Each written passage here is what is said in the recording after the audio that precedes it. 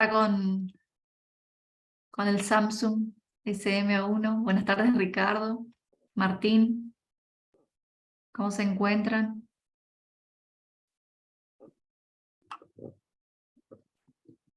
¿Me escuchan? Ahí Ricardo dice buenas tardes. Buenas tardes. Acá estaba preparando un mate, por eso cerré la... Hola Simone, ¿cómo estás? Pueden abrir los micrófonos para saludar, no hay problema. Qué bueno, Simona, es necesario el mate a la siesta. Sí. Sí. Hola Gisela. Bueno, les damos la bienvenida al inicio de este tercer módulo que, bueno, ustedes saben que se denomina géneros y diversidades como cuestión de derechos, los contenidos establecidos en la Ley Nacional Micaela García, que es la Ley 27499, responsabilidad universitaria, ¿sí? Las profes que les voy a ir presentando, ¿sí? Me enviaron un CV muy resumido de sus trayectorias, ¿sí? Son Marisa, Mariana y María Inés. No, Marisa, Mariana y Daniela, perdón. Bueno, ahí está. Ahí está. Bueno, Marisa Inés Fernández es docente de la universidad. Levanta la mano, Marisa. Acá estoy, Es docente, presente. muy bien, de la Universidad Nacional de Misiones, nacida en la provincia de Formosa, es abogada y además de ejercer la profesión desde 1987 se desempeña desde el año 91 como docente en la Facultad de Ingeniería de la UNAM, con sede en Oberá, Misiones, en las asignaturas de Legislación y Ejercicio Profesional para las carreras de Ingeniería y Derecho del Trabajo en la carrera de Licenciatura en Higiene y Seguridad del Trabajo. Posee participación en actividades de investigación, extensión y voluntariado universitario. Desde el año 2018 participa y se capacita en cuestiones de derechos humanos y violencias por razones de género, específicamente en todos los contenidos vinculados a la Ley Nacional Micaela García en el ámbito universitario. ¿Dije bien, Marisa? Sí. Genial. Bueno, Mariana Pizarro, ¿sí? Que es la segunda docente que les voy a presentar. Mariana, levanta la mano si querés decir algo. Bueno, Mariana actúa, dirige, escribe, produce y enseña e investiga. Trabaja performance e intervenciones en espacios públicos no convencionales. Es educadora popular, comunitaria y sobre ciudadanías en derechos humanos, educación sexual y prevención de las violencias. Es actriz nacional egresada de la Escuela Nacional de Arte Dramático, licenciada en actuación del Instituto Nacional de Arte de la Universidad Nacional de Artes, UNA. Es profesora en educación y licenciada en educación por la Universidad Nacional de Misiones. Investigó sobre la implementación de la ESI en la provincia de Misiones. Fue alumna de Ida Ledesma e Iván Moschner, entre otros. Se ha dedicado a la investigación de metodologías interdisciplinarias para la educación, es profesora adjunto por concurso de la Cátedra de Estrategia Docente 1, taller de comunicación de la carrera Profesorado de Artes Plásticas de la Facultad de Arte y Diseño de la Universidad Nacional de Misiones. Es también docente JTP, jefe de trabajos prácticos, ¿no? Por concurso de la Cátedra de Política Educativa, Organización y Dinámica con afectación a institución educativa, organización y dinámica del área de formación docente de los profesores de letra, portugués, ciencias económicas e historia, con orientación en ciencias sociales de la Facultad de Humanidades. No es necesario todo, Ángela. No. Bueno, esto último, es docente titular por concurso de las cátedras de técnicas teatrales, ¿sí? Dirige proyectos de investigación, de extensión, y es integrante del colectivo de acción contra las violencias por razones de género, adultos protectores contra el abuso sexual en la infancia, y de la red de docentes por el derecho al aborto, RUDA y CNDAL. SG, vos dirás cómo se pronuncia La correctamente. campaña nacional por el derecho al aborto legal, seguro y gratuito. Ahí está. Muy bien. Y en tercer lugar, la profesora que está coordinando este equipo, Daniela Pasquet, que es diseñadora gráfica de la UBA del año 1991, es docente investigadora en la Facultad de Arte y Diseño de la UNAM, ¿sí? Y diseño gráfico e industrial. en gestión universitaria por la misma institución, es consejera superior y directiva. Fue secretaria de investigación entre los años 2004 y 2018 y vicedecana entre los años 2018 y 2022. Es maestranda en maestría en diseño orientada a la estrategia y la gestión de la innovación, ¿sí? Cursó la maestría de semiótica discursiva de la UNAM, es investigadora categoría 3, codirectora, ¿sí?, de DALT Lab, y ahora nos contarás de qué se trata, Daniela. Es jurado de concursos profesionales y académicos en el país y en el exterior. Es becaria de encuentros de producción y análisis de obra, Fundación Antorchas. Asistió a las clínicas de conformación de obra con Pablo Siquer, Horacio Zavala y Tulio Sagastizábal. Obtuvo premios en salones nacionales de diseño y fotografía. Integrante del Museo de Arte Contemporáneo de la Universidad Nacional de Misiones, ¿sí? Es integrante de EA, Energía de Activación, Grupo de Investigación y Gestión en Arte. Durante su gestión como vicedecana impulsó el programa de Derecho, Género y Diversidad de la Facultad de Arte y Diseño, el cual fue aprobado y el cual es parte activo junto a los docentes y no docentes de la misma institución, inclusive en la actualidad. Así que bueno, un gusto, Daniela, Marisa y Mariana, contar con ustedes para el desarrollo de este módulo, que a diferencia de los demás módulos, va a contar con 3 encuentros, y los demás módulos se venían desarrollando en 2 encuentros. Este encuentro se va a desarrollar por la importancia y por la amplitud de contenidos que tiene en 3 encuentros, así que bienvenidas y bueno, que tengan una excelente clase. Gracias. Muchas gracias, Ángela. Bueno, buenas tardes a todas y todos y todes. Marcos, si podés, tenemos un video para compartir, para dar inicio a la jornada de hoy. Dale, ahí vamos.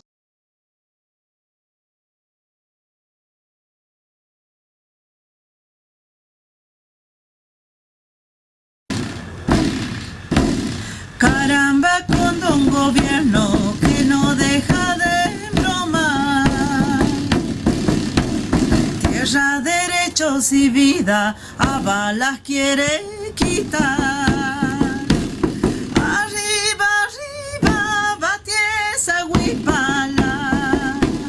Arriba van los derechos, abajo va la reforma.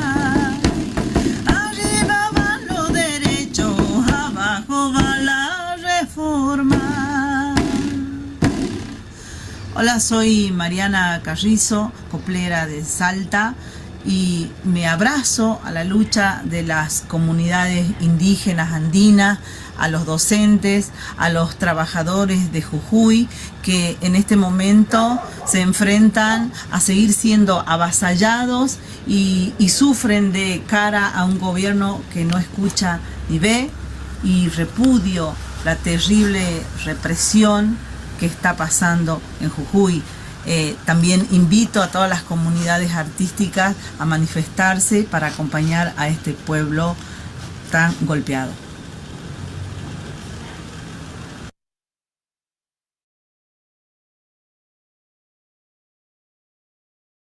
Bueno, muchas gracias.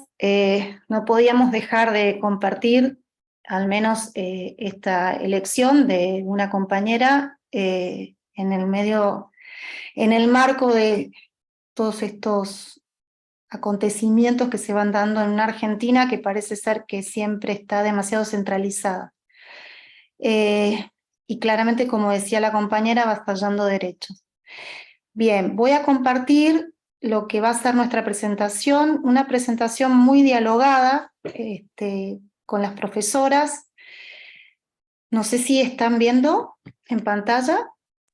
Sí, Daniela, se ve perfecto. Y no sé si lo ven a pantalla completa. Sí, se ve bien, perfecto. Bien, entonces, no fue una tarea sencilla, no es una tarea sencilla, como dijo también Ángela, poder, digamos, ajustarlo todo a 3 encuentros con un tiempo horario bastante acotado también.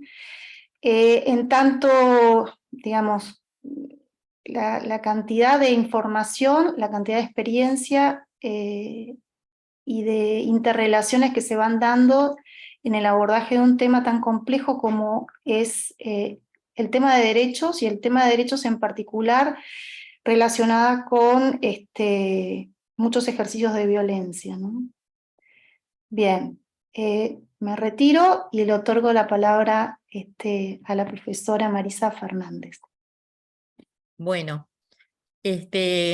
como decía Daniela, la verdad es que es tan amplio, es tan extenso el contenido de esta temática, que está tan interrelacionada con muchísimos sectores, conceptos, prácticas, ¿sí? Realidades, que es imposible que seguramente podamos abarcar todo, pero la idea, como dice ella, es que podamos ir hablando, podamos ir intercambiando ideas, y bueno, un poco retomar y hacer como un anclaje sin, por supuesto, sacar ningún tipo de mérito a lo que ya vienen hablando los demás docentes sobre derechos humanos, porque los derechos humanos tiene tantas aristas desde los cuales pueden ser analizados, ¿no es cierto? Entonces, quizás un poco retomar de lo que se venía hablando como para hacer un anclaje y continuar con otros temas. Y un poco la idea de esta imagen de qué es lo normal, que me pareció raro primero, pero después lo discutimos con Daniela y la verdad es que lo entendí. O sea, la palabra normal y tiene tantos conceptos, ¿no? Y muy apegado a lo que es la norma que te establece determinada cuestión, determinado contexto, determinado derecho, pero que en la realidad a veces eso no se puede o no se puede visibilizar, digamos. Una cosa es la letra escrita y otra indudablemente la experiencia del día a día, ¿no es cierto? Así que bueno, como dice acá, el marco normativo se ajusta a cierta norma o características habituales o corrientes sin exceder ni adolecer. Cuando quieras pasamos Bueno, y acá de alguna manera esto es casi mérito de Daniela porque ha hecho una línea de tiempo en la que si bien todas hemos colaborado, pero la verdad que muestra cómo los derechos en el mundo fue evolucionando. Y acá retomo un poquito la historia, porque yo siempre digo, nada es casualidad. Nosotros no somos el producto casual, ni nuestras historias, ni las historias de ninguna sociedad es producto de determinada casualidad, sino del quehacer de nosotros mismos a medida que avanza el mundo y los años y la historia que vamos escribiendo. Los derechos humanos, indudablemente que si comenzamos a analizar instrumentos escritos en la antigüedad, podríamos de alguna manera anclar o descubrir que ya el hombre hablaba de los derechos del hombre. Pero hay hitos en la historia gracias al cual hoy se cuenta con determinados avances legislativos que reconocen derechos, que por supuesto no están agotados, pero podemos comenzar a hablar, por ejemplo, de que algo muy importante que sucedió en la historia del hombre ha sido indudablemente la Revolución Francesa, en donde por primera vez se declaran determinados derechos y un concepto que fue muy importante, en donde dice de que los derechos del hombre son inherentes al hombre. O sea, esa palabrita de esa declaración de alguna manera introdujo en el mundo inclusive jurídico el hecho de que el hombre tiene derechos por ser tal, por su propia naturaleza, ¿sí? Perdón, ese debe ser mi celular que lo voy a... Entonces, desde allí viene inclusive una discusión para establecer cuál es de alguna manera la naturaleza jurídica del concepto de derecho humano. ¿Qué significa por ahí naturaleza? ¿Qué es el derecho humano? Entonces, a partir de ahí surgieron dos grandes corrientes, dos grandes conceptos, que por supuesto excede a este curso y que uno es lo que alguna vez habrán escuchado el ius naturalista o el derecho natural, o sea que nosotros por ser hombre tenemos estos derechos. Y hay otra corriente que dice que no, que de alguna manera los derechos del hombre se van ayornando en función de que la cultura va cambiando, las sociedades van cambiando. Eso, por supuesto, hoy de alguna manera, si bien todavía existen determinados pensadores, cuando se produce la Declaración Universal de los Derechos Humanos en el año 1948, se establece justamente eso, de que hay derechos que son universales, que se aplican en todo el mundo, a cualquier tipo de persona, sin tener en cuenta las diferencias de su nacionalidad, de su origen étnico, ser hombre o mujer, varón o mujer, etc. Entonces, en el año 1948, cuando se produce esa declaración, puede decirte de que realmente fue un hito en la historia, porque por primera vez los países, o la mayoría de los países, establecieron estos derechos universales. Es cierto también de que en esa época se produce como consecuencia de ¿qué? La declaración de la finalización de la Segunda Guerra Mundial, en el que fuimos observadores de atrocidades contra las personas. Pero también es cierto de que en esa época no participaron grandes, digamos, extensiones del planeta, como son los países asiáticos y los países árabes, en donde hoy estamos acostumbrados, pareciera, a ver tanta aberración y tanta violencia contra los derechos humanos. Estos países asiáticos y árabes no formaron parte de esa declaración porque muchos de ellos ni siquiera estaban conformados como países. Pero de todas maneras, indudablemente la Declaración de los Derechos Universales de 1948 y la ONU es algo muy importante que sigue teniendo plena vigencia y a raíz de la cual aún se está construyendo los sistemas legislativos de todos los países, incluyendo el nuestro. Nosotros, a partir de eso, se comienza a construir el sistema de leyes de nuestro país y que indudablemente es tan amplio que para su sistematización, indudablemente que tiene que de a poco ir sancionándose leyes para proteger determinados derechos. Nosotros en el curso vamos indudablemente a tocar aquellos derechos que está tan vigente, que es justamente los derechos de la mujer, que históricamente ha sido de alguna manera avasallado, intencionalmente o no, culturalmente quizás, pero que de alguna manera se han logrado a través de justamente habernos adherido e incorporado en el año 94 con la reforma de la Constitución esa Declaración Universal de los Derechos Humanos y también la Convención sobre la Eliminación de Discriminación contra la Mujer del año 79, por la cual el Estado se encuentra obligado a conformar todo un sistema jurídico que vaya resolviendo, que vaya de alguna manera protegiendo a los diferentes derechos que tiene la mujer. Entonces, podemos empezar, por ejemplo, como se ha elaborado esta línea de tiempo. En el año 96, por ejemplo, se aprueba la Convención Interamericana para prevenir y erradicar la violencia contra la mujer. Porque quizás, ¿por qué es necesario, digamos, mencionar las leyes?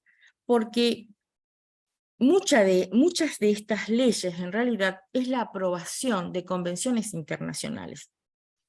Pero frente a la soberanía que tiene cada país, cuando el presidente o quien lo representa va a una convención internacional, tiene que traer esa convención al país, hacerlo pasar, por así decirlo, por el Congreso, que es el poder del pueblo, para que lo apruebe o no. Y por eso, cada convención internacional que el país ha conformado o ha intervenido o ha participado, se necesita obligatoriamente que el Congreso, a través de una ley, le dé aplicación.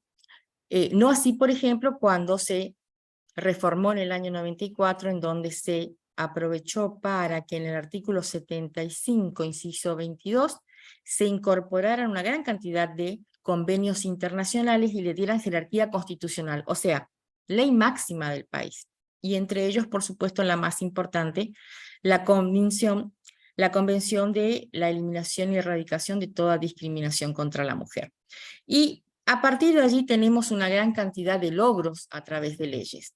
Podemos mencionar, por ejemplo, en el año 2000, la 25.273, la creación de un sistema de inasistencia justificada por razones de gravidez en las alumnas, ¿sí? Que eso, a lo mejor ustedes se acuerdan que fue un caso muy, muy sonado, justamente en mi provincia y justamente en mi colegio, cuando una chica quedó embarazada y se le prohibió el ingreso y la continuidad de la culminación de su secundario, estaba en cuarto año.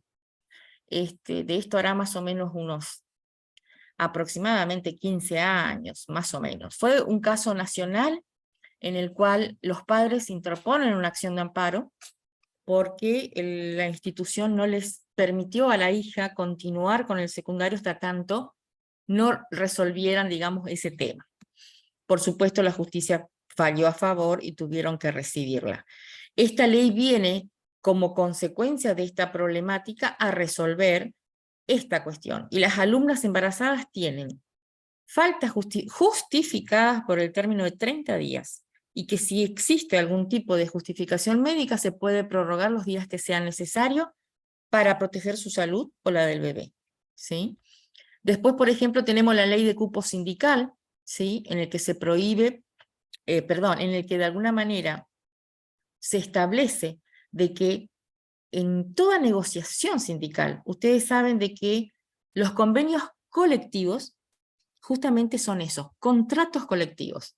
O sea, así como hay un contrato laboral entre un empleador y un trabajador, el convenio colectivo es entre gremio de los empleadores y gremio de los trabajadores. Entonces, en esa negociación colectiva, que siempre tiene como finalidad la de obtener mayores derechos y protecciones para los trabajadores, una participación de un 30% de personas que sean mujeres, digamos, o sea, es el cupo sindical femenino, ¿sí? En el 2002 también tuvimos, de alguna manera, la 25.584, en donde se establece que la prohibición en los establecimientos de educación pública accionan o impidan, como dice ahí, el inicio o la continuidad del ciclo escolar a alumnas embarazadas, que fue justamente como un reforzamiento, digamos, a que o que prevalezca el derecho humano, que es la educación, sobre algo absolutamente natural que es un embarazo, ¿sí? También hemos tenido, por ejemplo, la 25.673 en el 2002, la salud sexual y procreación responsable, ¿sí? En donde lo que permitió es justamente la gratuidad de los anticonceptivos como un derecho humano a la mujer a poder de alguna manera planificar, ¿sí? Su salud sexual y especialmente la procreación.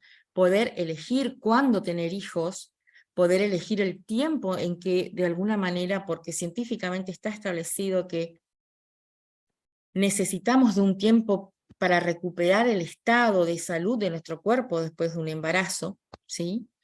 Y acá en Misiones y en muchas provincias estamos de alguna manera por ahí quizás acostumbrados a ver mujeres que tienen hijos todos los años, con las consecuencias del deterioro de la salud de estas mujeres. Y por supuesto, para iniciar, porque después viene una gran cantidad de consecuencias, tanto para la mujer como para esos niños que de alguna manera no han podido o que no ha tenido la mujer la posibilidad de planificar. El parto respetado también ha sido de alguna manera una ley lograda.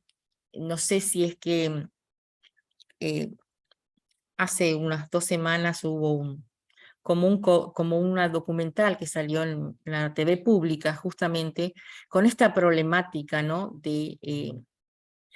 Especialmente en los jóvenes y en provincias pobres como Tucumán, La Rioja, Catamarca, Formosa, mi provincia, en donde hasta verbalmente las mujeres son maltratadas. Y ni hablemos cuando se tratan de niñas o de adolescentes. Los propios profesionales de la salud, cuando dicen la embarazadita, ¿sí?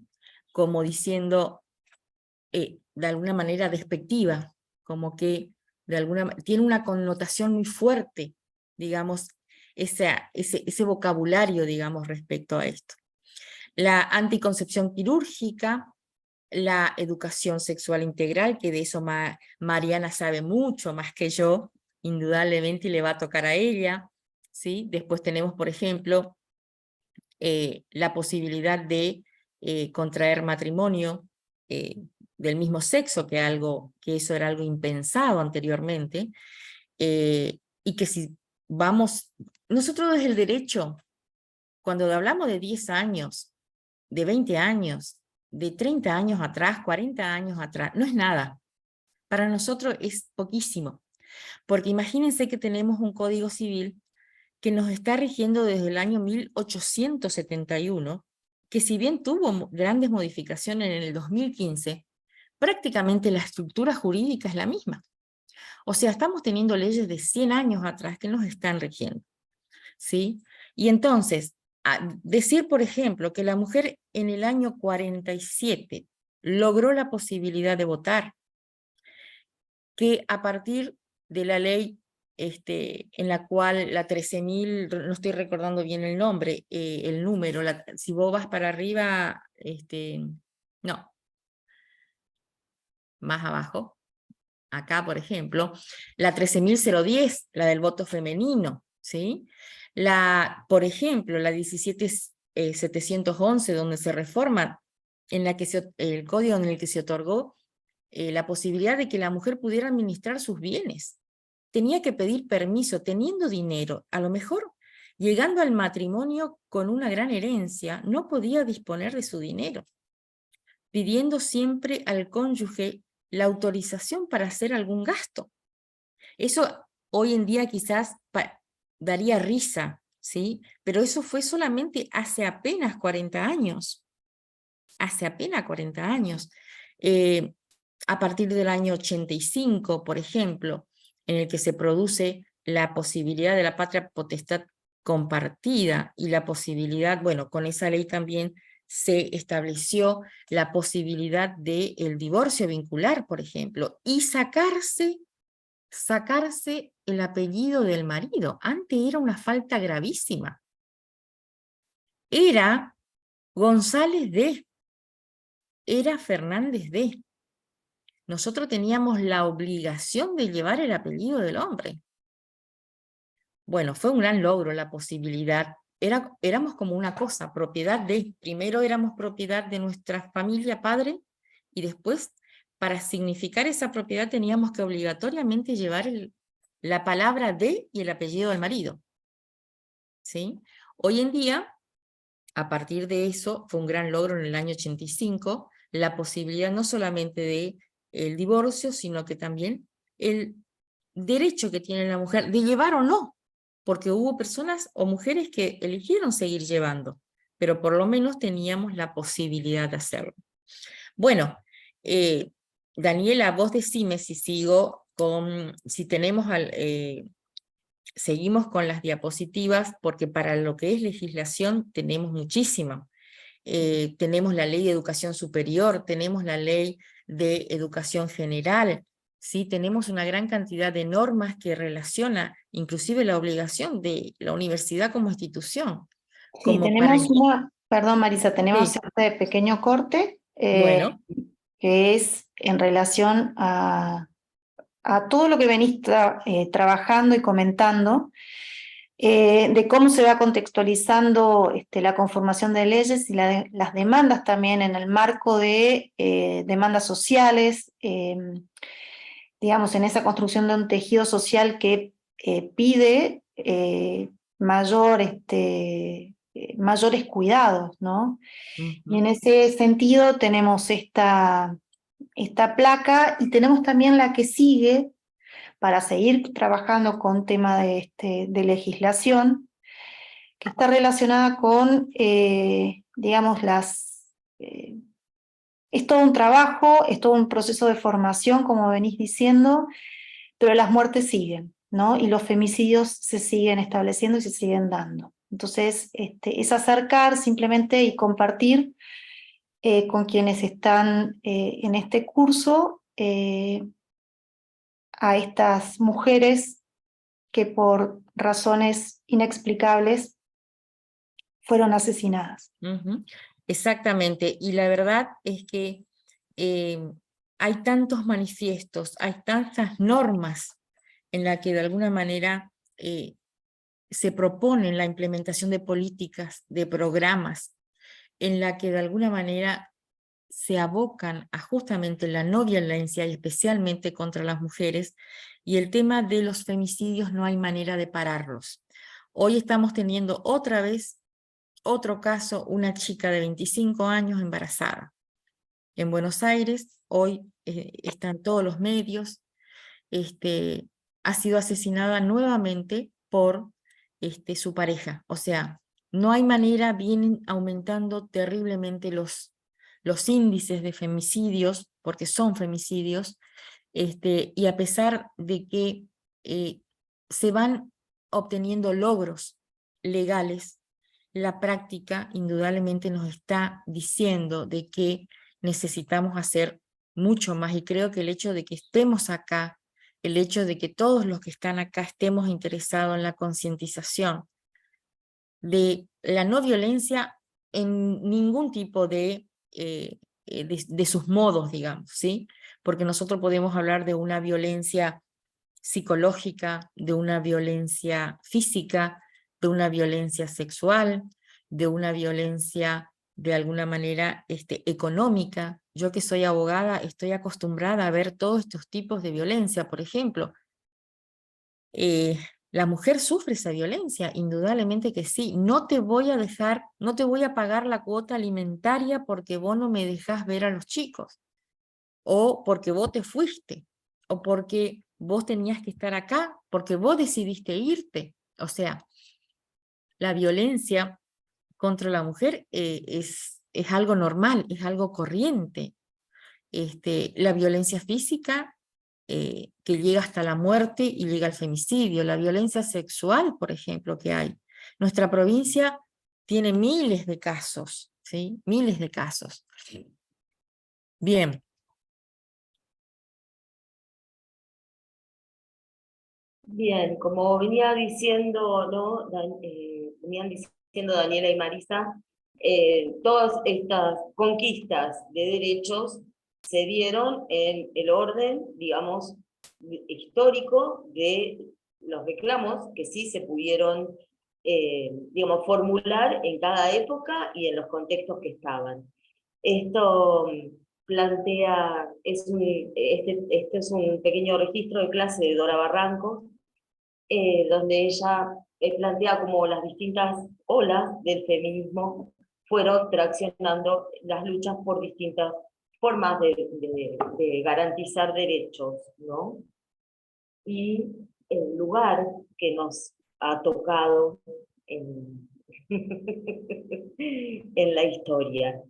En la historia del arte, ¿no? Marisa hablaba de los derechos del hombre, sí, claro, eran derechos del hombre. Lo difícil que ha sido, digamos, ampliar el concepto de ser humano para todas las personas, ¿no? En la historia del mundo. Daniel.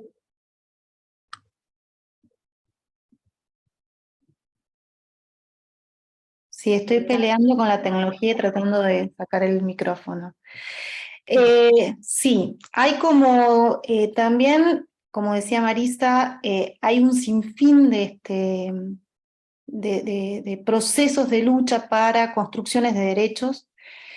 Hay también una disociación muy fuerte dada entre aquello que sucede en el espacio real y aquello que, digamos, pareciera ser que ese proceso de legislación y de implementación de leyes no termina de acompañar o no termina de contener a lo que va sucediendo en la exterioridad, ¿no?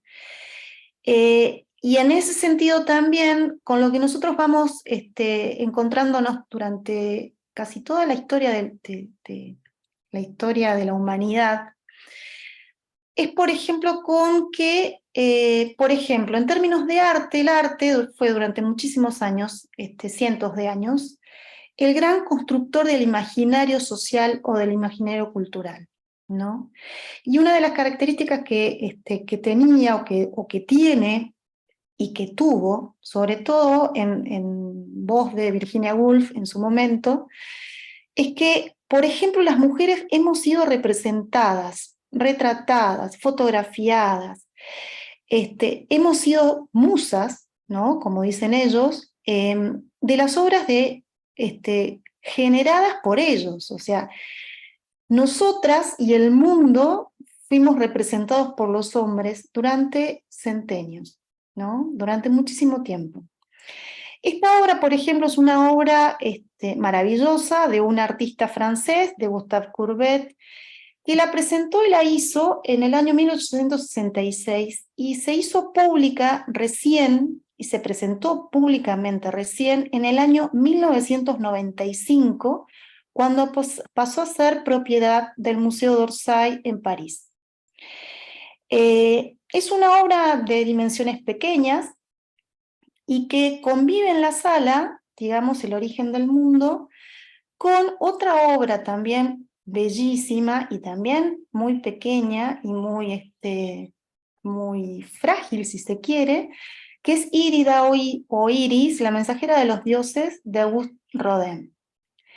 En ese sentido, digamos, las obras comparten sala con una acuarela un poquito posterior que se llama La Concha, que es de Odilon Redon. Comparten salas todas estas obras, y que simplemente es una obra que es una pintura en pastel, digamos, con una técnica muy sencilla y que alaba a la naturaleza, digamos, y no tendría una significación, una construcción de sentido de tanta intensidad si no estuviera compartiendo esa sala con la obra de Gustave Courbet, que paradójicamente se llama El origen del mundo, ¿no?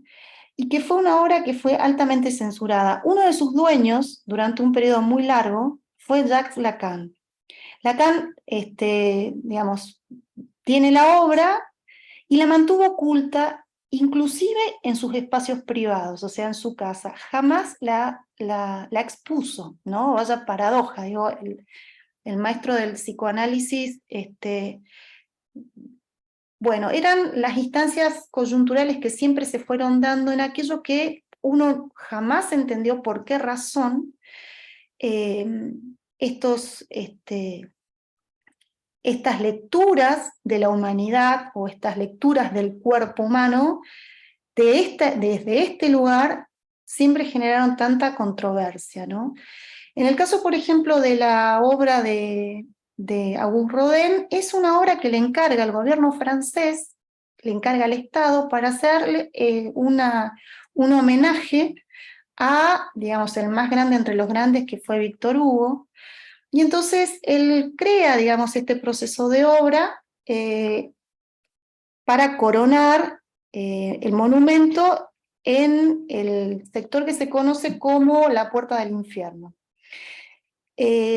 La obra no llegó a buen puerto, no fue instalada. De esta se hicieron, él hizo aproximadamente 7 estudios de este trabajo, y es una obra que la particularidad que tiene también es que le quita la cabeza. Al principio tenía cabeza y alas, y después le quitó la cabeza y las alas, y él se fue trabajando con modelos que eran eran bailarines que trabajaron con el baile del cancán, ¿no? Que es un baile muy característico del Moulin Rouge, así de la historia francesa. Bien. Obras como muy ¿Y qué sucedía? Por otro lado, digamos, por ahí Mariana sigue contando, ¿no? O sea, el movimiento feminista en esa primera ola se ajustaba a otra búsqueda, ¿no? Casi primigenia, podríamos decir.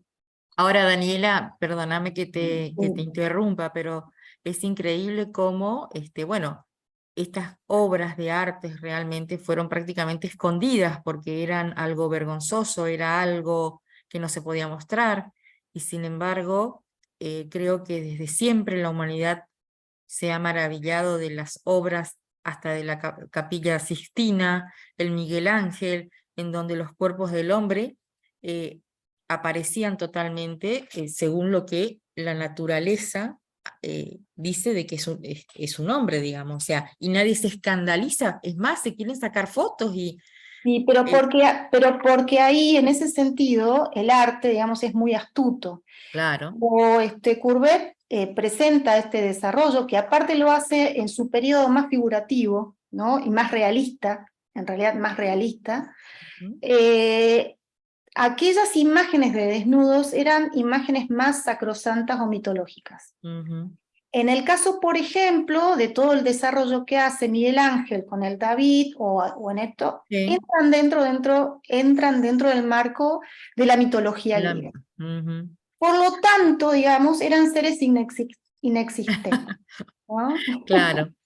En cambio acá El era... origen del mundo es muy concreto. El origen del mundo es muy concreto y de hecho Rodin, digamos, se basa y cita el origen del mundo para hacer su obra, ¿no? Está bien. Me parece importante pensar, Dora Barrancos recuperaba esto, de que por qué este feminismo fue pacato, la primera ola del feminismo, y ella decía que el nivel de violencia que había era tan grande y tan descarnado, y la falta de derechos, ¿no?, civiles y políticos de las mujeres era tanta, que se concentraron en eso, y que una de las maneras de legitimarse fue a través de la figura de la maternidad, ¿no? Por eso ella decía que era un momento donde las mujeres eran representadas, lo femenino en general, porque las diversidades siempre existieron, de manera como ángeles o demonios. Avancemos un poco sobre nuestro power, nuestras imágenes, porque me parece importante, ¿no? A lo que, mira, justamente acá retomamos, ¿no? La segunda ola, y todo lo que fue la conquista laboral, ¿no? Y cómo influyó la Segunda Guerra en esto, y en que las mujeres tuvieran que salir a trabajar, y cuando terminó la Segunda Guerra no fue tan fácil que volvieran a la casa, ¿no? Hicieron una ocupación del espacio, digamos, de un espacio que antes no estaba. A ver, explotación hubo, ¿no? Porque no podemos negar que mujeres y niñas fueron explotadas brutalmente durante todo lo que fue la conformación del capitalismo. Pero en este momento se consolidan derechos, se ocupan otros espacios, cambian roles, ¿sí?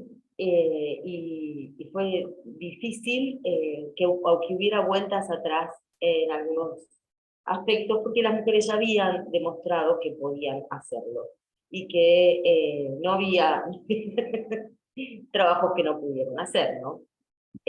Avanzamos un poco, a menos que quieras comentar algo, Daniela, al respecto. Con respecto a esto, no, es también de vuelta como muy paradigmático ver la construcción de la mujer también acá, o de la imagen de esa mujer que para poder, digamos, suplir las destrezas masculinas, o mejor dicho, las destrezas del hombre, la convocatoria planteaba, digamos, hasta tanto asexuarlas, ¿no? En un punto para los que son los trabajos en las fábricas. La famosa Rossi, ¿no?, que es esta constitución de ese gran estereotipo de la mujer en lucha, era convocada, o sea, todos los carteles aparte estaban hechos por publicistas hombres, ¿no? O sea, eso era casi una condición sine qua non en ese momento.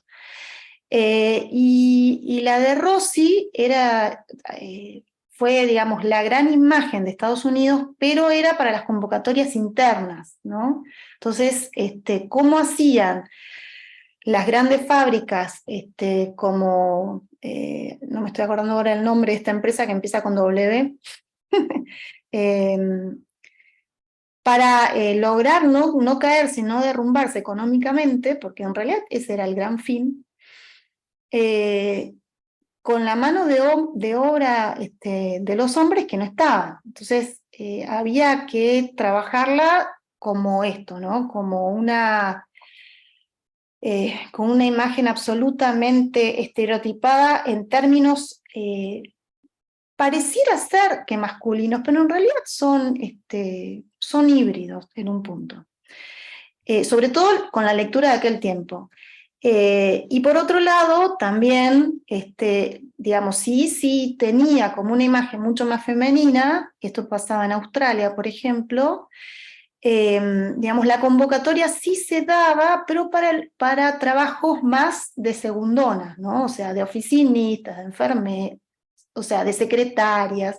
Entonces ahí sí aparecía esa condición femenina, bella y sonriente, ¿no? Ujú, ujú. Vinculada a tareas de cuidado también. Vinculadas a tareas de cuidado, exactamente. En los otros casos, tanto, digamos, como esas convocatorias de afiches, que de nuevo la de Rossi es como la más emblemática, las otras que se fueron dando, todos los otros afiches y todo el resto de campañas también para reclutar a las mujeres en fábricas, o eran fábricas de armamentos, o eran fábricas de electrodomésticos, ¿no? Entonces,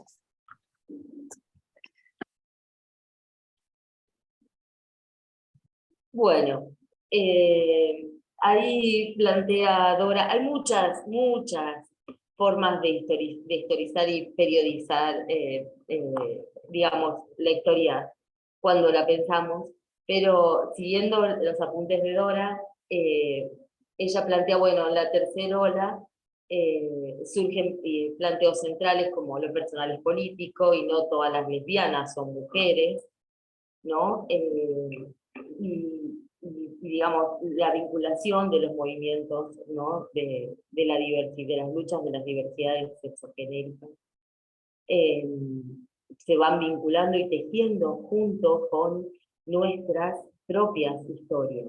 Boaventura da Sousa Santo dice que nosotros vivimos, digamos, en una cultura que ha sufrido un epistemicidio con respecto a poder pensarse a sí mismo.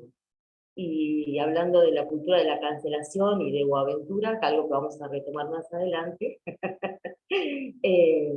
no vamos a de ninguna manera dejar de lado los conceptos que nos ha brindado, digamos, y que nos permiten pensarnos.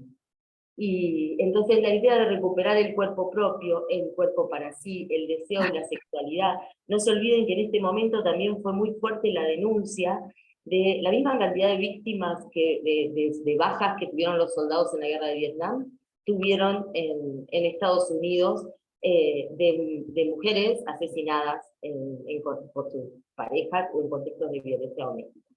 ¿Sí? Entonces, y también es una ola que pone también en jaque la cuestión de la violencia patriarcal y el incesto paterno-filial, ¿no?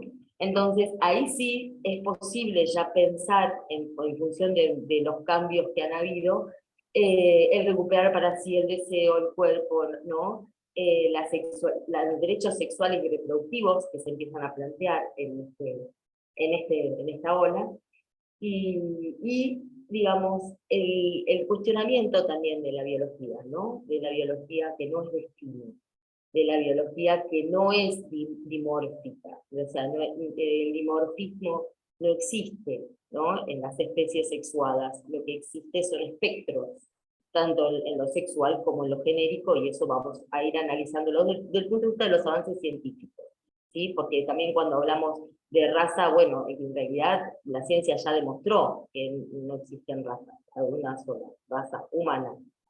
¿Quieres hablar un poco de esta imagen, Daniela? sí, bueno, esta imagen y la siguiente que estoy intentando, de nuevo, estoy peleando acá con la tecnología, porque no sé qué hice y se me fue de imagen. Bueno, esta es una serie que está mal escrito ahí, es una serie performática de una artista, ella era cubana, muy chiquita, digamos, con esa famosa operación de Peter Pan, digamos, se va a Estados Unidos, ¿no? Porque era hija de funcionarios políticos cubanos de la prerevolución, previo a la revolución, mejor dicho.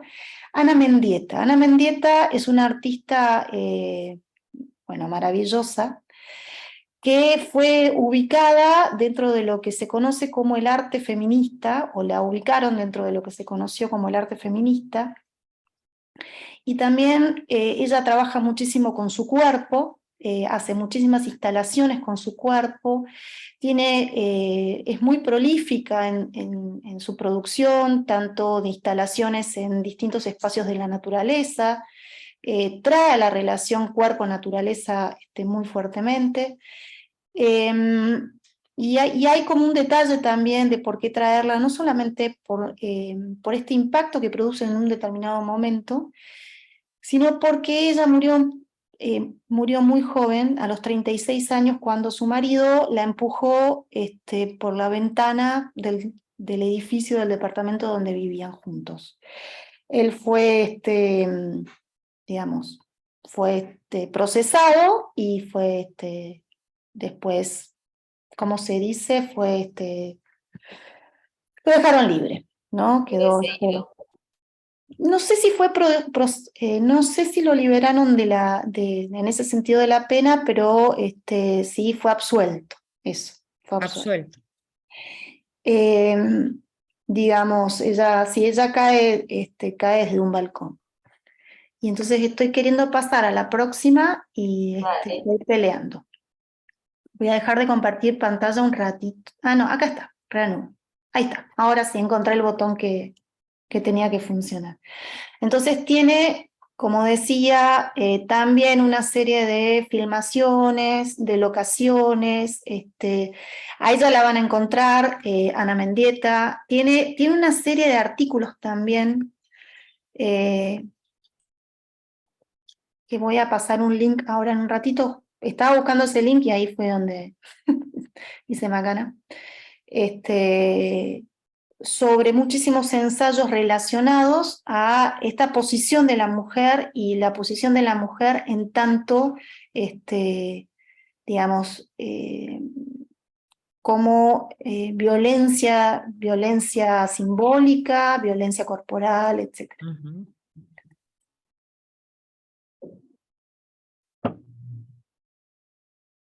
Bien.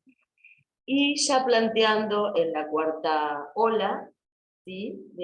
Siguiendo siempre a Dora, habla de la interseccionalidad, el cuestionamiento del cis-heterosexismo, los estudios de coloniales y poscoloniales, ¿no? Y todas las cuestiones, las críticas y las que fueron, digamos, enriqueciendo, que fueron abriendo los debates, y de Lauretis y Butler fueron muy importantes en esta cuestión de cuestionar qué pasa con la binariedad, qué pasa con la cis heteronorma, ¿no? Cómo se construye la noción de sexo y de género culturalmente, y esta agenda incluye las diversidades sexosociales que se plantean como también un espectro y un abanico enorme en aquello que llamamos a veces el paraguas de la diversidad, ¿no? Y cómo entra fuertemente la ESI entre estos derechos, como conquista, ¿no? De tener derechos, del derecho de tener derechos, y de lo difícil que es para determinados grupos dentro de nuestra sociedad pensar en tener derechos o acceso a derechos, cuando estamos hablando de la población trans que tiene una expectativa de vida de entre 35 y 40 años. ¿Sí? Daniel. Sí, en relación a estas imágenes como la anterior, en este caso, esta es una, digamos, las dos son contemporáneas en el sentido de que trabajan a partir de lo que fue también el gran caos del SIDA que afectó a todas las comunidades Ujú. gay, trans, etcétera, a todas las comunidades diversas. Y en este caso es, digamos, una pieza de campaña, es un colectivo gráfico francés. Las afectó por los prejuicios que puso en juego, ¿no es cierto? Sí, ¿No? sí, sí, claramente, claramente. Porque puso en juego los prejuicios, volviéndose en contra de una comunidad, cuando en realidad... Tal cual. Y en este ejemplo que traemos, que también es una artista, ella es fotógrafa, trabaja fundamentalmente en Estados Unidos, en este tiempo está viviendo ya en Europa, y entonces aborda un determinado tiempo muy, muy controvertido, también así como muy complejo, de mucho movimiento que se dio, particularmente de lo que ella registra que es en Nueva York, en Estados Unidos, en relación a ese mundo oscuro del que nadie quería hablar y que a todo el mundo parecía que atormentaba, esa existencia que no podía ver la luz, ¿no? Entonces Nan Goldin se toma el trabajo de hacer ese registro de todos esos lugares invisibilizados o esos lugares negados, detestados, excluidos, y hace un relevamiento maravilloso. Inclusive, bueno, está esta foto que es un autorretrato de ella, después de haber, digamos, sufrido violencia de género también. En este caso las obras están alojadas en el Tate en Londres, digamos, es una también prolífica artista que nos ha permitido tener una lectura de una década que fue una década muy golpeada por la comunidad LGBT más. Ujú. ¿Sí?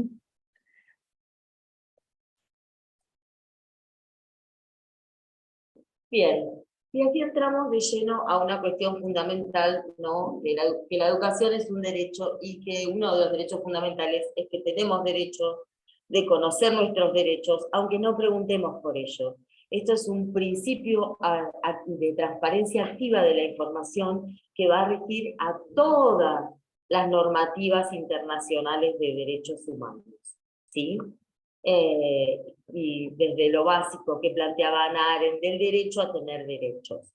Y en el caso nuestro, la ESI es una ley que viene vinculada, ¿sí? Y tiene sus destinatarios, y por eso me parecía importante que nos fijemos en a qué población va dirigida la ESI, y cómo es la pirámide poblacional que nosotros tenemos en nuestras provincias, ¿sí? Que me parece muy, muy importante que podamos considerar, está mal el primer número, es 1 millón, no tenemos 4 millones, es 1 millón. 1 millón. 1 millón. Tenemos 1 millón. Sí, hay algo que en alguna copiada pero me parece importante. Y bueno, disculpe.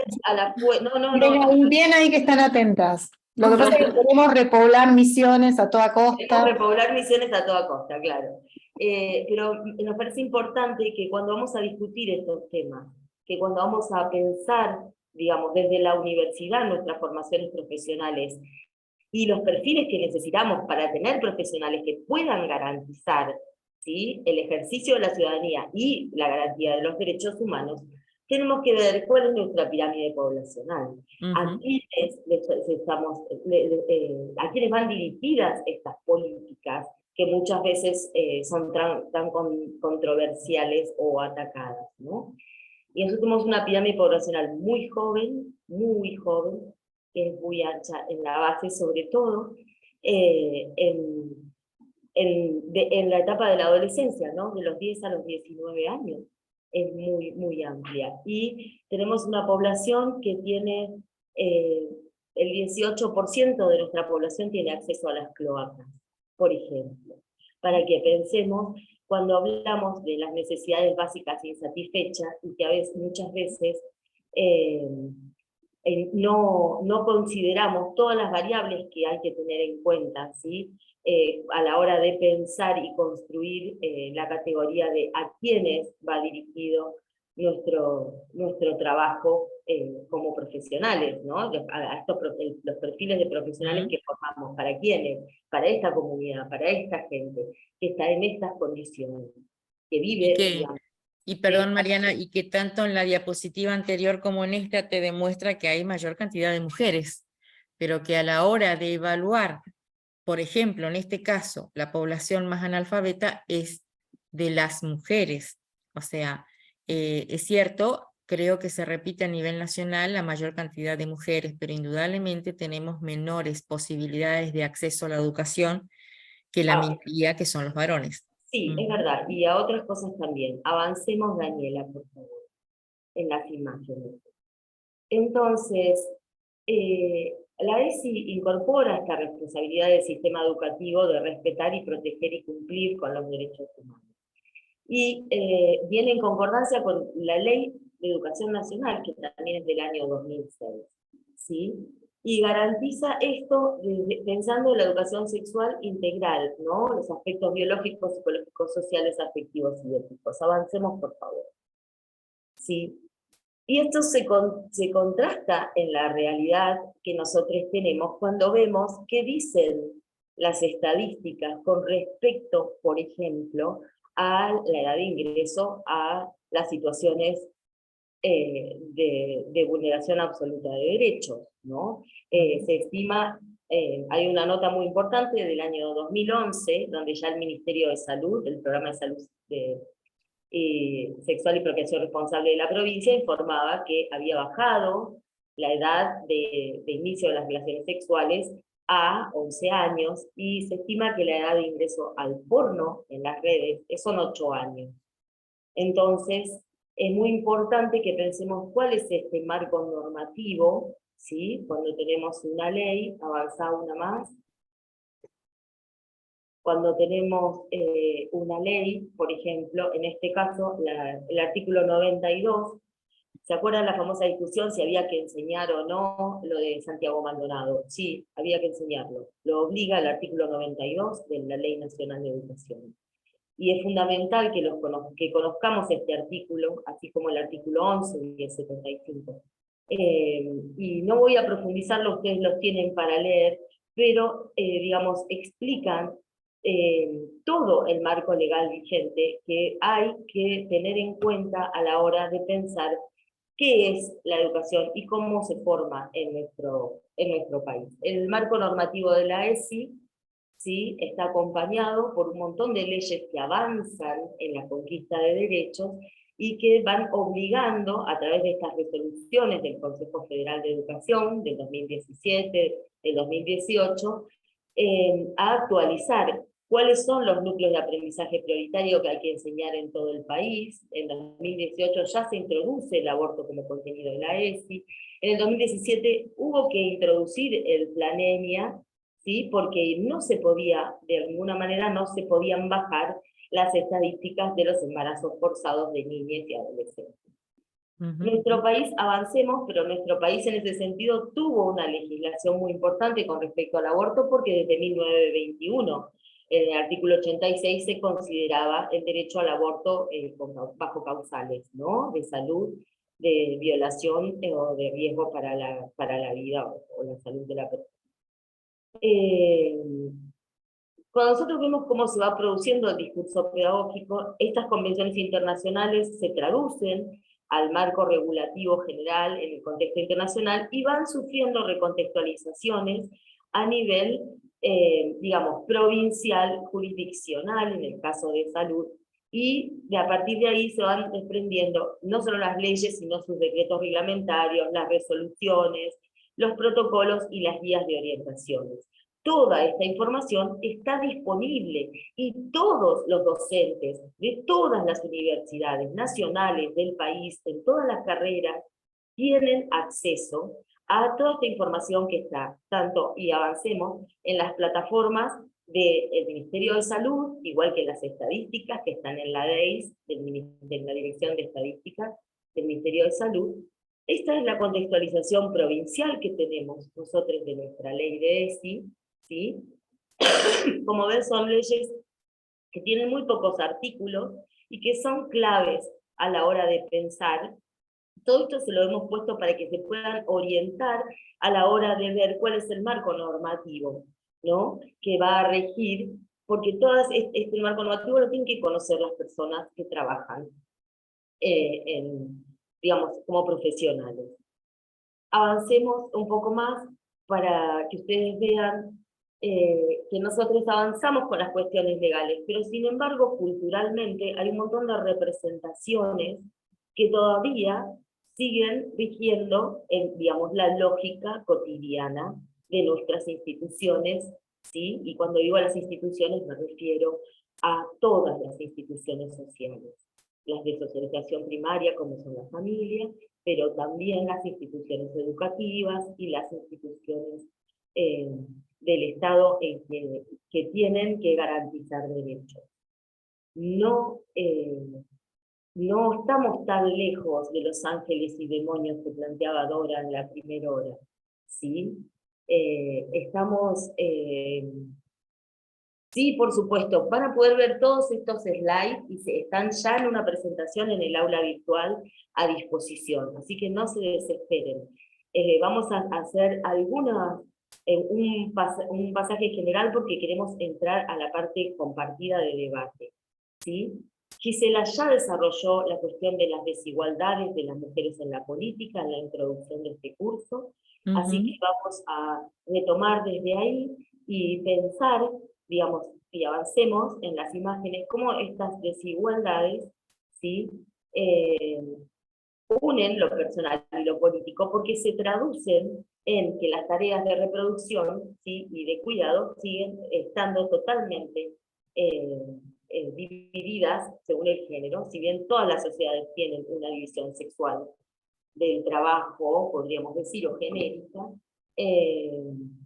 aquí nos encontramos de lleno con lo que son las tareas domésticas, ¿sí? Y el diamante del cuidado, cómo recae en, digamos, son funciones que están totalmente feminizadas, ¿no? En nuestra cultura, y que nos van a recargar de tareas que implican este amor, esto que llaman amor, que es el trabajo no pago, diría Silvia Federici, económica marxista, ¿sí? Es el trabajo no remunerado de estas tareas de cuidado, y esto no lo hizo ninguna feminazi, sino el Banco Central de la República Argentina, que establece y tiene un material muy interesante, que lo tienen acceso a él también, que habla de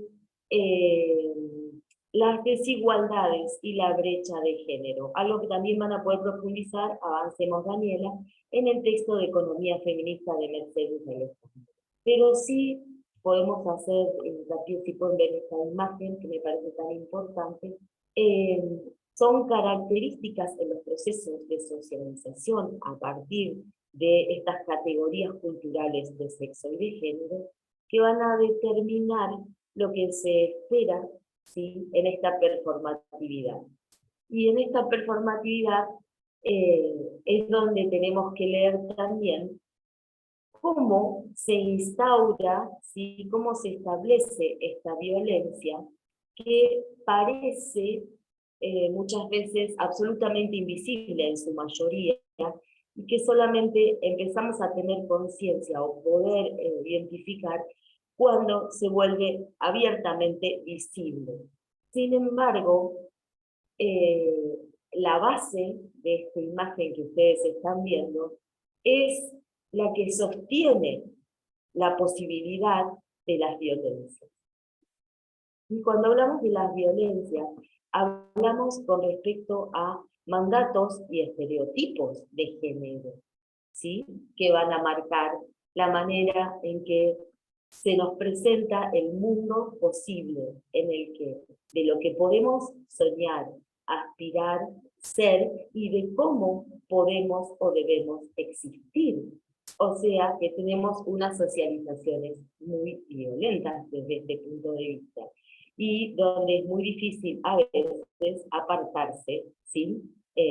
Genera muchísimos conflictos. Avancemos con las imágenes. Porque se vuelve natural, lo que se vuelve natural y se invisibiliza, nos implica a veces tener que aplicar lo que llamamos la regla de la inversión, ¿no? Este es un caso muy claro de la aplicación de la regla de la inversión. Siempre que sospechen que hay una desigualdad, siempre que sospechen que no se está considerando a las personas en el término de su igualdad respecto de los derechos, apliquen la regla de la inversión para ver si hace sentido al revés. Y aquí vamos a llegar a una cuestión central para poder pensar, y esto tiene que ver con los avances de la tercera ola del feminismo, ¿no? Que es poder pensar la interseccionalidad. Y poder pensar desde una manera interseccional. Vamos a avanzar después en las cuestiones epistemológicas que los feminismos le van planteando y los feminismos a la academia, ¿no es cierto? Pero quisiera que pensemos que siempre estamos en un espectro donde en los sistemas de privilegio y opresión también aparecen los discursos contrahegemónicos y las resistencias. Y muchas veces, cuando estamos parados en el lugar del privilegio, no vamos a ver qué sucede en el otro lugar. Y es por esto de la opresión. Se nos vuelve invisible. Y es por esto que hemos puesto también en juego esta guía del lenguaje inclusivo, que se piensa, ¿no? Cómo no ser capacitista, cómo no ser etnocentrista con respecto al lenguaje, y cómo no ser, digamos, heteronormativos binarios al pensar las categorías y con quienes nos estamos enfrentando, que son todas las situaciones y las personas están atravesadas por esta complejidad, porque nadie escapa, ¿sí?, a esta cuestión. Sí, parece muy difícil, muy difícil vivir, pero es mucho más fácil cuando podemos pensar la complejidad que cuando ni siquiera podemos nombrarla, porque lo que no se nombra no existe. Así que nosotros le queremos proponer ahora avanzar sobre algunos casos, porque se acuerdan que con Rodrigo estuvimos hablando de algunas cuestiones y analizando algunos casos. Entonces les vamos a proponer, sí, y vamos a avanzar en cómo se estructuró en torno a lo binario, ¿sí?, el pensamiento en cuanto a muchísimas categorías, y específicamente en lo que tiene que ver con la construcción de categorías sociales como el sexo y el género, ¿sí? Y también qué pasa en las diferentes culturas con respecto a eso, porque a la historia es amplia y diversa. Les propongo que lean, les proponemos que lean estos casos y situaciones y considerando lo que ya nos había explicado Rodrigo con respecto a las cuestiones legales, ¿sí?, que podríamos repasar, les propondría que retomáramos esta consigna, que nos tomemos un tiempito para pensar y podamos debatir, ¿sí? No sé si quieren preguntar algo, plantear algo, si les parecen claros los casos que hemos tomado, son casos situados para poder pensar dramáticamente cuáles son, ¿sí?, con Turner, con Víctor Turner, que desde la antropología hace este análisis, ¿no?, aplicando el drama teatral, la teoría dramática, a los conflictos sociales. Entonces pensemos los actores, los conflictos, las arenas, ¿no?, los objetivos, los escenarios, el contexto en que se da.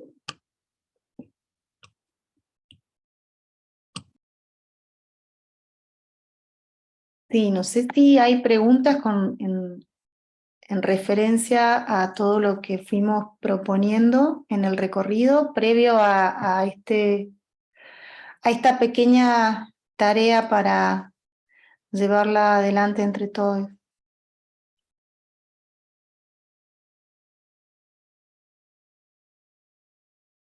Ahí alguien levantó la mano. Sí, Brígida, hola, gracias chicas, muy interesante el desarrollo.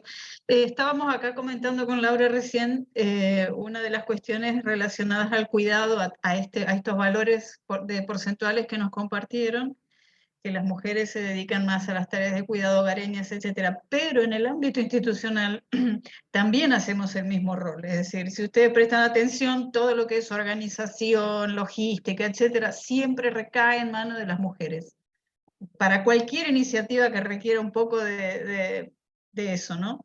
Organizar un cumpleaños de alguien en un aula. Sí, Claro, sí, o sí. organizar un evento académico, marcar... Bueno, eso es interesante porque realmente a nosotros nos toca eso de lleno, digamos, en el sentido de que, a ver, desde el punto de vista, cuando nos toca los casos judiciales, por ejemplo, es impresionante cómo se nota esto. Supongamos un divorcio, bueno, no le faltó nunca nada, no necesitó salir a trabajar. Esas son las argumentaciones que dicen. No necesitó salir a trabajar, o sea, indudablemente que existe una desvalorización total al trabajo de las 24 horas que esa mujer ha hecho durante toda su vida en el hogar y con los niños.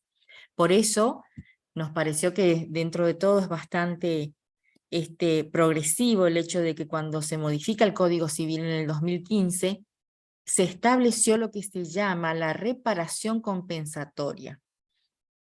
La mujer que no salió nunca a trabajar, debido a que, bueno, tuvo que quedarse en la casa a cuidar a los hijos, además de lo que le corresponde por la sociedad conyugal, se estima una reparación económica, y como los plazos de prescripción son de los 2 últimos años, entonces como una mensualidad de los 2 últimos años, y se toma generalmente el salario mínimo vital y móvil. Los hombres no pueden creer que tienen que pagarle a la mujer de los 2 últimos años, y no entienden por qué, si en realidad él era el único que trabajaba, y en realidad si uno comienza a pensar, hoy está 80.000 pesos un personal sin retiro, trabajador doméstico, pero trabajando solamente 8 horas.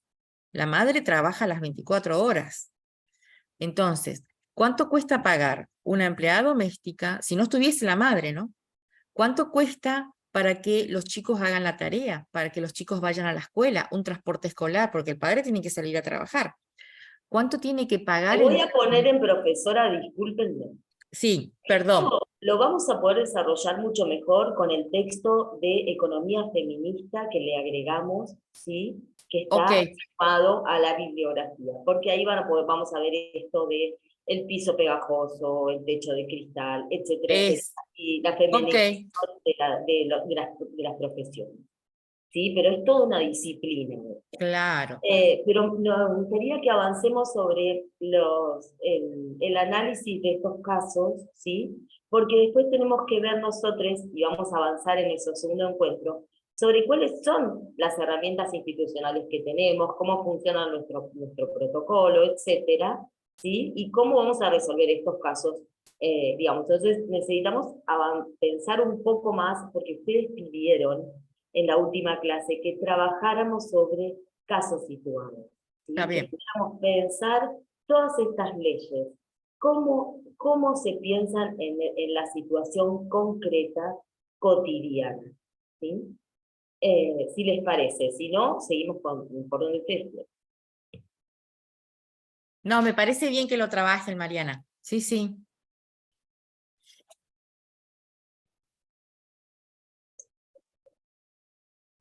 ¿Les parece? Quieren que podemos hacer de 3 grupos de 5 si quieren. Y trabajar. ¿Podemos hacer grupos o si el número no es tan grande, si quieren trabajar una instancia de debate también, Mariana? También. acá. Si quieren podemos analizar juntos y ir pensando a medida que nos va surgiendo. Que eso es muy rico también porque uno trabaja desde lo que tiene. Y está bueno saber desde dónde estamos pensando, ¿sí? Siempre es una buena Compañeras, manera de... disculpen, dado que figuran 15 participantes, sería más conveniente por ahí hacer como puesta en común general, Bien, antes que dividir en grupitos pequeños, ¿no? perfecto. Total, creo que tenemos tiempo como para charlar. Sí. ¿Sí? Hay una que está justificada porque está afónica. Patricia. Bien. Sí, perfecto, Patricia. Bien, bien ahí, Patricia. Bueno, son las y 37.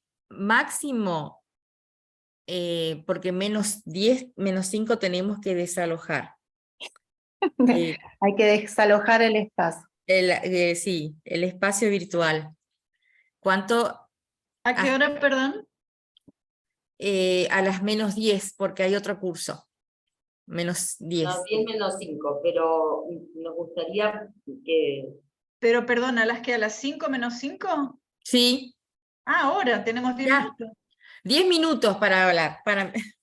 No, bueno, lo pueden ir leyendo si alguna tiene una mayor, o sea, Eso. son breves textos, están colocados, los pueden ir leyendo. Intentemos plantear si alguien ya quiere avanzar en alguna reflexión, y me parece que sí, vamos por ese lado. Sí, va a ser más eficiente el tiempo ahí. Una idea que nos puede servir mucho y que va en concordancia con lo que nos planteó Rodrigo también, sería que cada uno se posicione desde algún actor de las situaciones y desde ahí piense, ¿sí? Porque siempre es más fácil situarnos. Si yo soy este personaje, ¿qué pienso en esta situación? ¿Sí? Bien, Brígida, Laura, que siempre están en dúo y participando. Si quieren romper el hielo, arrancamos. Simone también, que siempre es muy participativa en los cursos. Sí, recién. No sé, ¿con cuál podemos arrancar? ¿Qué estrategia de abordaje ponemos? No, yo quiero escuchar a Brígida, que me parece así muy segura en lo que dice Dale, y Brígida. aprendí Ha un tomado el montón pelo, de ella. Simone. Escuchar a Brígida. Pensemos. La idea sería, yo la consigna no termino de entenderla, es situarse en un caso como una de las víctimas. O cualquiera de los otros actores que están en la situación. ¿Sí? Elegir un caso y situarse como una de los actores, de les acteurs, ¿sí? De la situación. Bueno, el caso 1, por ejemplo, que Eso lo charlamos con... sí, la posición de la víctima que, digamos, se resiste a hacer la denuncia por todo lo que implica poner eso en evidencia y hacer, digamos, volver a tomarlo en su propio cuerpo como algo problemático, ¿no?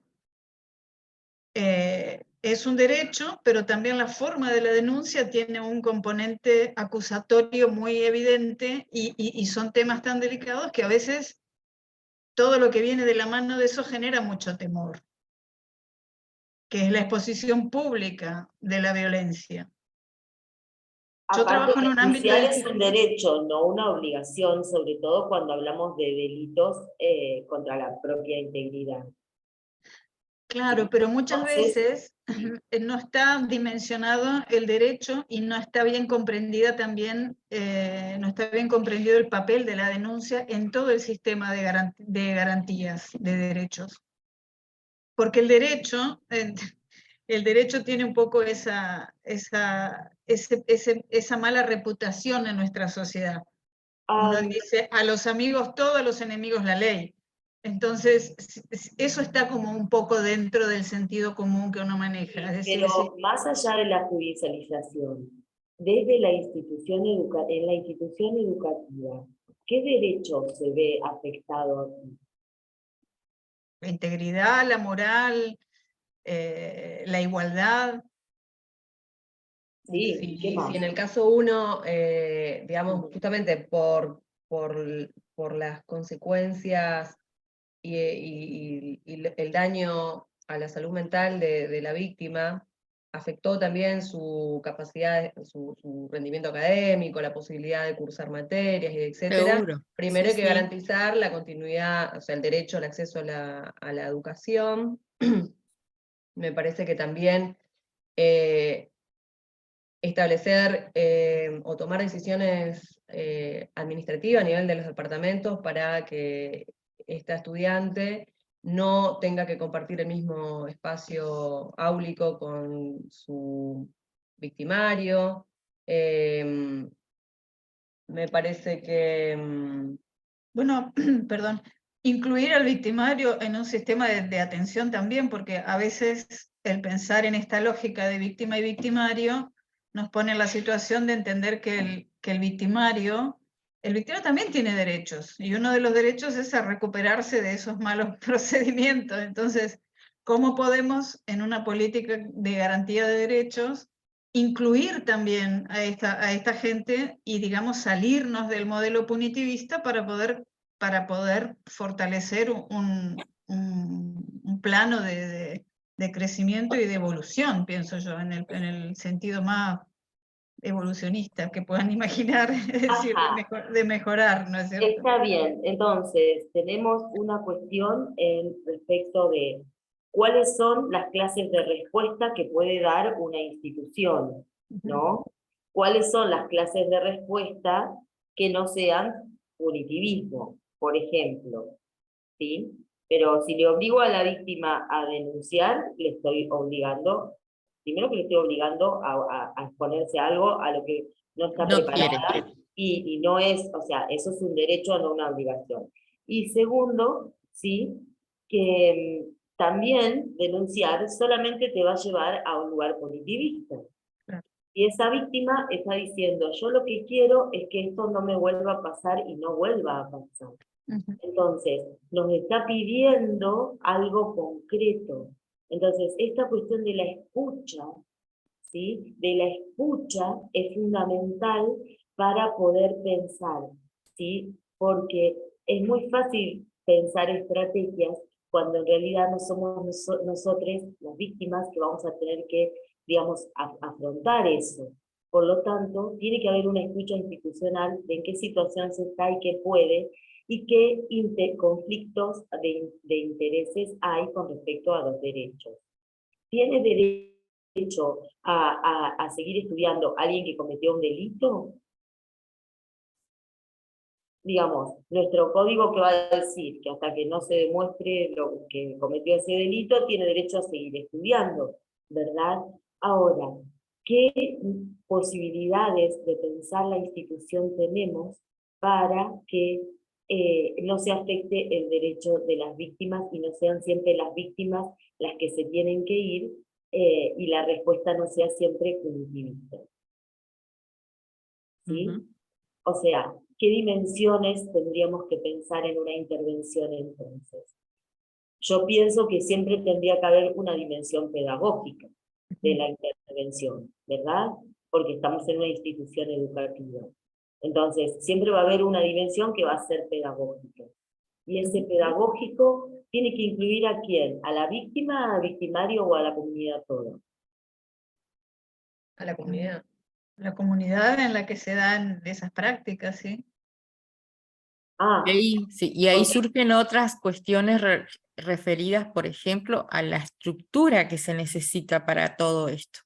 Por eso no es un tema que se puede solucionar simplemente diciendo vamos a proteger a la estudiante, vamos a hacer esto, y como dice Mariana, por el otro lado estamos con un criminal, estamos con una persona que cometió un delito terrible, que si es que vamos por los estudios científicos que se hacen, son personas que van a volver a hacer, lo vamos a tener dentro de nuestra comunidad, y las unidades académicas no estamos teniendo esos órganos interdisciplinarios necesarios. O sea, este caso nos plantea de alguna manera el hecho de analizar ¿estamos preparados o qué necesitamos como para poder enfrentar un tema como este? Porque a veces no pasa incluso por el hecho de que no quiera denunciar. Aunque quiera denunciar, si pasó tanto tiempo, no va a poder probar. Entonces, esa denuncia va a caer en saco roto. ¿Y para qué hacerla transitar por un camino que sabemos que no va a llegar a nada? Entonces, Claro, eso que dice Marisa es tan importante porque la denuncia es parte de una estrategia. claro, De una estrategia que tiene que pensar, ¿no? ¿Qué quiere a corto, mediano y largo plazo? Y cuáles son las condiciones de seguridad para garantizárselo. Entonces, nos abre este primer caso un camino muy importante porque yo les puedo decir que tenemos muchos de estos casos en nuestra universidad. seguro. Sí, muchos, estamos en ese cotidiano. Sí, Cara sí. vemos, corazones no sabemos. Entonces, quisiera que avanzáramos un poco más en algunas cuestiones, ¿sí? Al respecto, para poder pensar estas líneas que fueron surgiendo hoy, ¿no? De cuáles son las respuestas, qué pasa con el punitivismo, a dónde nos lleva, cómo son los mecanismos para no revictimizar a la víctima. Y les propongo que pasemos al segundo caso, porque Patricia estaba dale opinar sobre el segundo caso, y yo como ella no puede hablar, voy a leer lo que ella dijo. ¿Sí? Dice, si yo recibo el caso 2, el email, lo primero que haría sería poner en conocimiento a las autoridades de la facultad. Porque tuve compañeras que sufrieron en la facultad y hasta ahora no hubo nada resuelto. Y luego, desde la facultad, haría la denuncia formal en sede policial o judicial como autoridad, solicitando que se investiguen los hechos de los testimonios. Y Cecilia Rojas dice, tendrían que buscar una alternativa que el victimario haga las clases virtuales y mandarle que haga tratamiento. Y de allí se podría llamar al profesor involucrado e iniciar, acá vuelve Patricia con el caso anterior, ¿sí? Se ve que una contestaba el caso 1, Cecilia, y la otra el caso 2. De allí se podría llamar al profesor involucrado e iniciar el procedimiento interno disciplinario o de investigación propio de la casa de estudios. ¿Sí? En el segundo caso, las autoridades de la facultad sí tienen la obligación de denunciar y actuar internamente, dice Patricia. Bien, ¿qué piensa el resto? Bueno, yo pienso así, bueno, 5 años fui directora de departamento, me llega un correo así y ahora soy consejera. Bueno, en ambos casos, como directora o como consejera, convocaría una reunión de consejeros para ver, ¿no? Cómo tratar ese tema, pero obviamente que hay que hablar con ambas partes, ¿no? Los estudiantes, por una parte, y después con ese profesor, ¿no? Y tratar de solucionar esa cuestión, pero si hay testimonios de 24 estudiantes, entonces sí, ese profesor está, o sea, está fuera de lo que tendría que estar haciendo, ¿no? Ahí. Tendría que estar dando clase y no acosando a los estudiantes, ¿no? Ahora, yo pongo o introduzco algo. Son 24 estudiantes anónimos. Sí.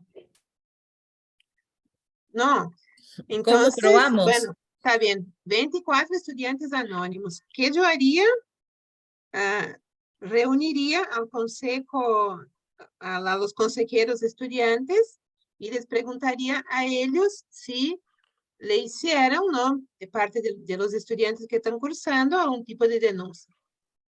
Porque en estos años que yo fui directora, yo tuve mucho contacto con los consejeros de estudiantes y me traían problemas también.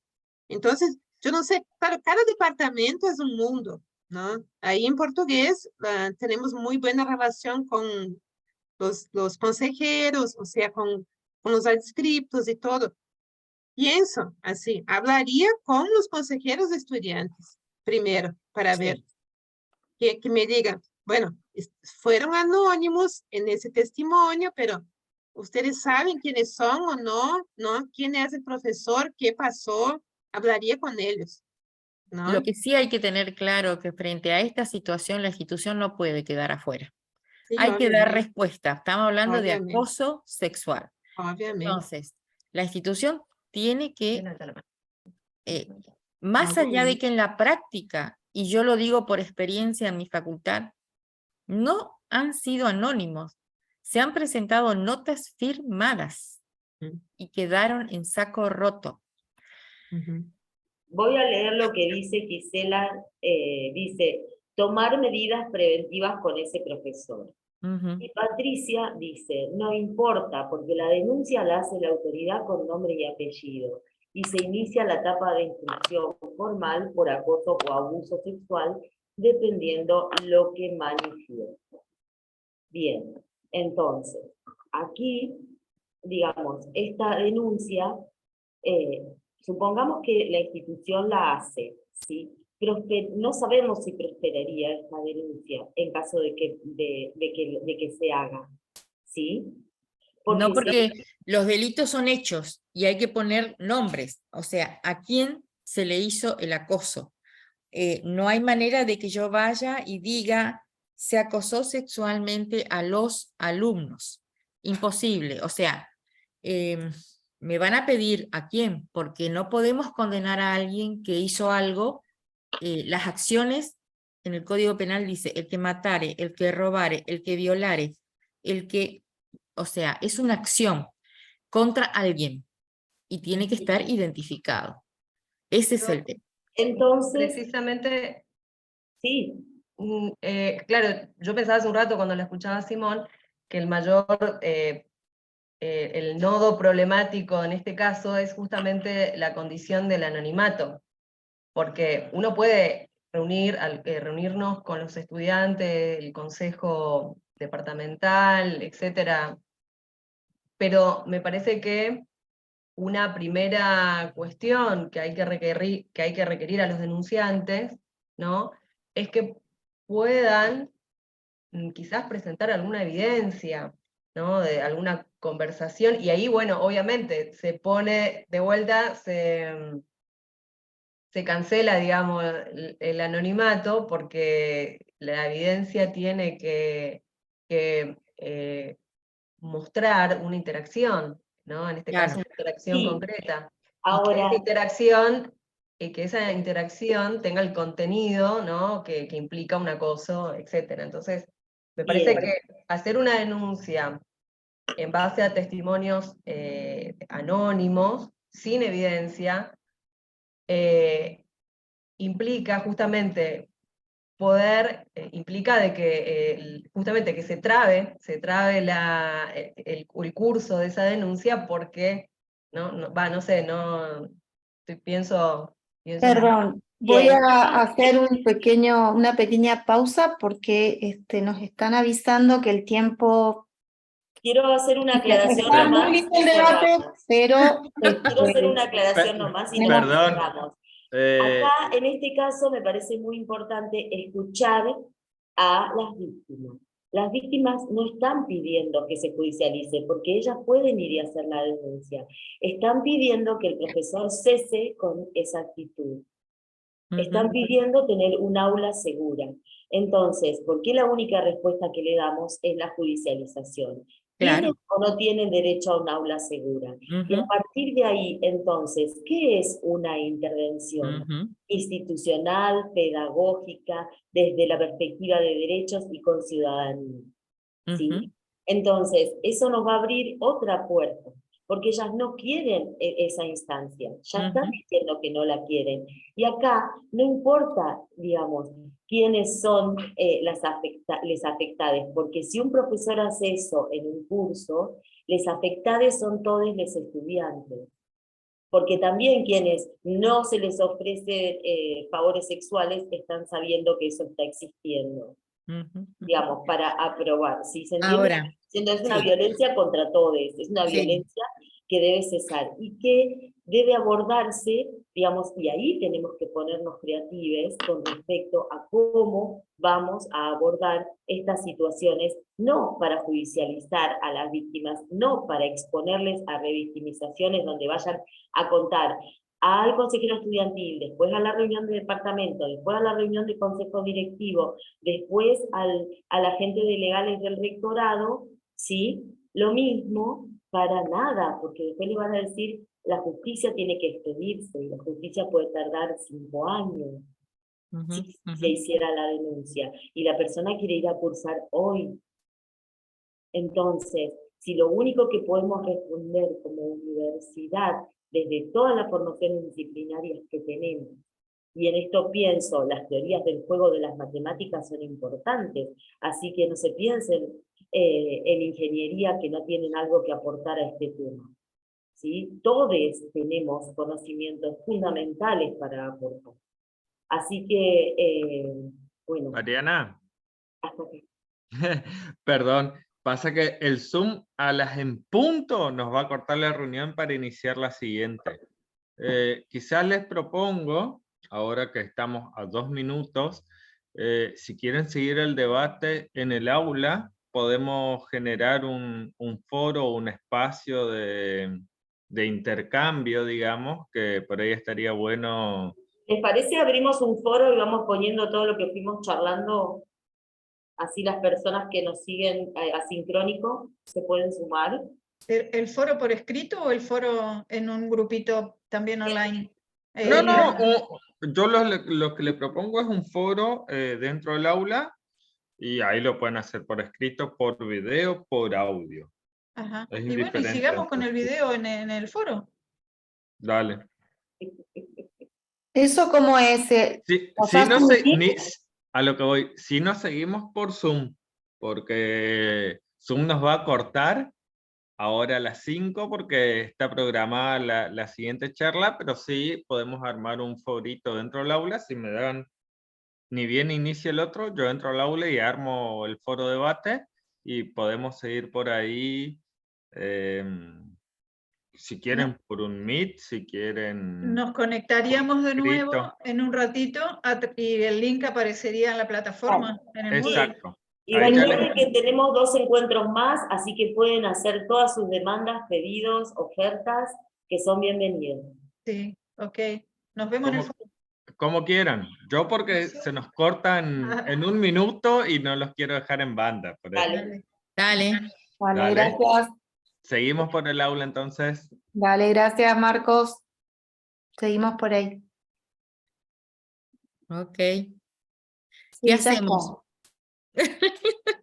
¿Salimos, nos salimos, nos sacan? No, sí, igual nos van a sacar. Nos van a sacar. Sí, se va a cerrar solo en... Cierra solo. Y en ahí unos entramos segundos. Ok. Por el al Moodle. espacio del aula.